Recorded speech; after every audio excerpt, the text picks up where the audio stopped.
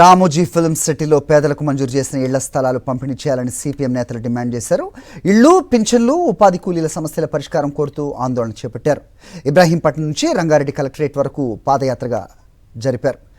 కేంద్ర రాష్ట్ర ప్రభుత్వాలు పేదలకు ఇచ్చిన హామీలు అమలు చేయాలని సిపిఎం రాష్ట్ర కార్యదర్శి జాన్ వెస్లీ డిమాండ్ చేశారు. యాచారం, మంచాల మండలంలో పేదల భూములు ప్రభుత్వం లాక్కునే ప్రయత్నాలు చేస్తుందని మండిపడ్డారు. ఉపాధి హామీ పథకాన్ని తొలగించేందుకు కుట్రలు చేయటం తగదన్నారు.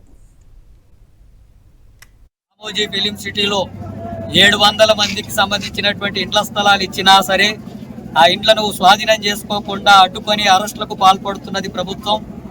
అట్లాగే కప్పాడు గ్రామంలో 90 ఎకరాలకు పైగా సాగు చేసుకుంటుంటే పట్టాలు ఇవ్వడం లేదు. రావిరాల గ్రామంలో 800 ఎకరాల భూమిని ఇచ్చినటువంటి రైతులకు ఇళ్ల స్థలాలు ఇస్తామని చెప్పి ఇప్పటివరకు వాళ్ళకు పట్టాలు ఇవ్వడం లేదు, రిజిస్ట్రేషన్లు చేయడం లేదు. అట్లాగే రంగాపూర్ గ్రామంలో అడవి భూమిని సాగు చేసుకుంటున్నటువంటి వాళ్ళకు పట్టాలు ఇస్తామన్నటువంటి జరగట్లేదు. వ్యాప్ సిటీ రైతులు ఈరోజు ఈ కార్యక్రమంలో పాల్గొంటున్నారు. కార్మికుల హక్కుల్ని కాలరాసేటటువంటి బోర్డు తీసుకొచ్చారు. విద్యుత్ సవరణ బిల్లును తీసుకొచ్చి విద్యుత్తును ప్రైవేట్ పరం చేసి రైతులకు ఉచిత విద్యుత్ లేకుండా చేసేటటువంటి చర్యలకు పాల్పడుతున్నారు.